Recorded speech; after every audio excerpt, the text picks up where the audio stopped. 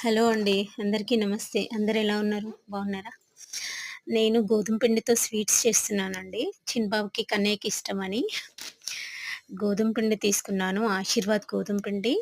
బెల్లం ఇదైతే బావుంటుందండి. ఈ కలర్‌లో బెల్లము. అందుకనే ఇది తీసుకున్నాను. ఒక బౌల్ తీసుకొని 2 గ్లాసెస్ గోధుమ పిండి తీసుకున్నాను. అంటే వాడికి కొన్ని కావాలనేసి నేను కొద్దిగే తీసుకున్నాను. ఈ గ్లాస్‌తో 2 గ్లాసెస్ అయితే తీసుకున్నానండి గోధుమ పిండి. అందులో చిటికెడు వంట సోడా ఏసానండి. అలాగే కొద్దిగా సాల్ట్. కొద్దిగే తీసుకున్నాను మళ్ళీ ఎక్కువవుతుందనేసి.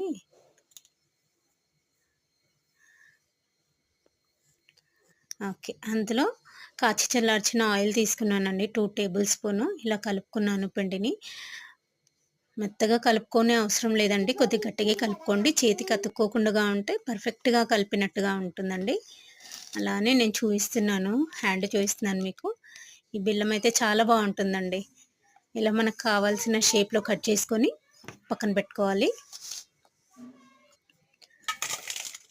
ఇందులో మనం 2 గ్లాసెస్ పిండికి 2 గ్లాసెస్ బెల్లం అయితే తీసుకున్నానండి నేను.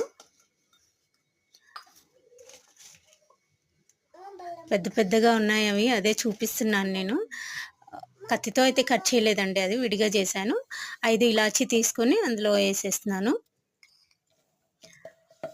వాటర్ ఎంత పోసారు అంటే ఒక గ్లాస్ పోసానండి నేను. 2 గ్లాసెస్‌కి 1 గ్లాస్‌కి పావు కప్ అయితే చాలు వాటర్. కానీ నేను 1 గ్లాస్ పోసాను.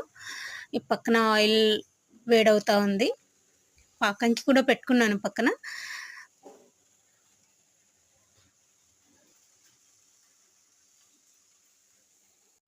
అందులో వేసేస్తున్నాను. అయింది. పాకం కూడా రెడీ అయింది అండి మనకి.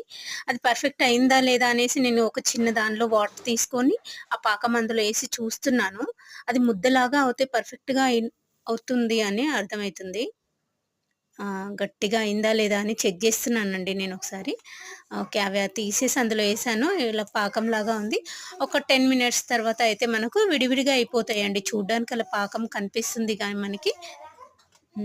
కలుపుతున్నాను చూడు మా బాబుని నించోబెట్టాను పక్కన. చూపిస్తా ఉన్నా వాడికి. వాడు చాకీ కావాలి అని అడుగుతా ఉన్నాడు. చూడండి 10 మినిట్స్ తర్వాత అది విడివిడిగా అయిపోయింది. మా కన్నయ్య కావాలి, కావాలి అని అడుగుతా అన్నాడు. వాడి కోసమని కొన్నైతే ప్లేట్‌లో ఇచ్చానండి. మీ అందరికీ నచ్చితే కామెంట్ చేయండి. ఎలా ఉందో చెప్పండి. ఓకేనా? Thank you.